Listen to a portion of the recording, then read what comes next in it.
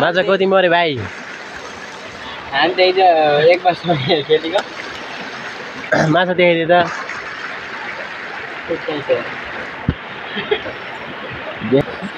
हेर त माछिक्ने आजको माछा मरै भएन केटा। चार बुझ्नु हुन्छ नि ठिक भन्दैन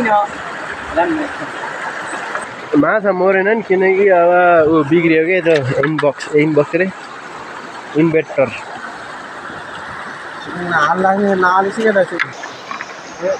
यस्तो ठाउँ के भयो आजको ऊ माछा मरेन के भयो सर्ट भयो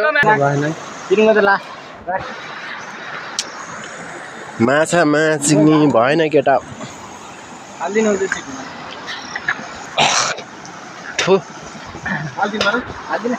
यस्तो माछा धर्ने यार कस्तो बिग्रियो यार माछा घरसिन देख्न न क्या।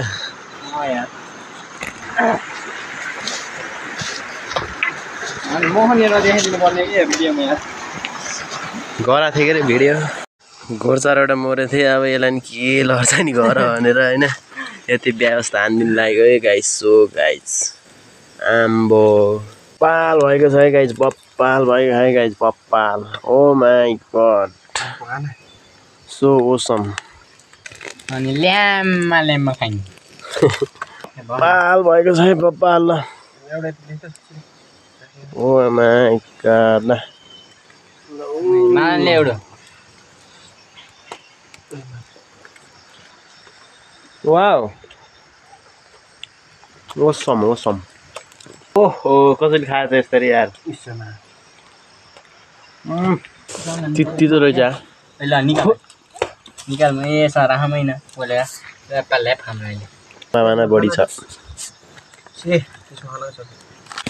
भुँडी भयो कि यस्तो हुन्छ गाइस गडौलो।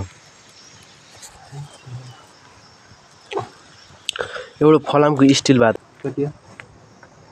3025 छ। मेरो नगर्दैन यसरी चिक्नु जमकेटा आएको त्यहाँ पानी हाल्नु चिक्नु अहिले चिक्नु त चौचीको बङ्गालमा चिक्नु बसेको जाने।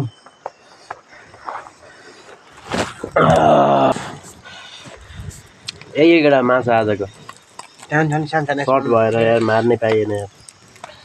नत्र नि हामी पाथिक मार्थ्यौँ होला होइन। 100 यार पानी आउँदैछ गाइस पानी।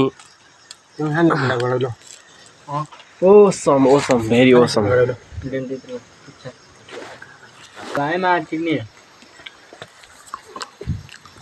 गान्धे मुजी रक बोले बोले गर्छ।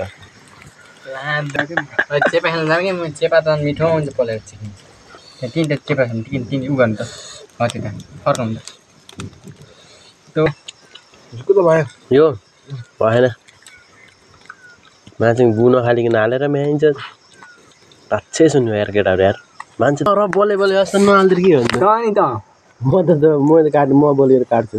हामीलाई चाहिँ पुगेन त्यति माछाले होइन पोलेर फेरि फेरि पनि होइन कुँडेर खेल्न आएको छौँ है गाइस। आजको दिन चाहिँ भव्य हुनेवाला छ। पानी आयो भने चाहिँ भव्य टुट्नेवाला ल भाइ खेल्दैछ यसरी खेल्छ केटाहरू। आयो चलो म मार्छु ल। फेरि ब्याग हामी यति माछा मारेर आउन सफल भयो है। फेरि यसलाई फेरि पोल्ने रे यहाँ भोक लाग्ला यार। माछा मार्दै खाँदै गर्ने त मरिन्छ है। यत्रो बाटो जान छ यार चिकन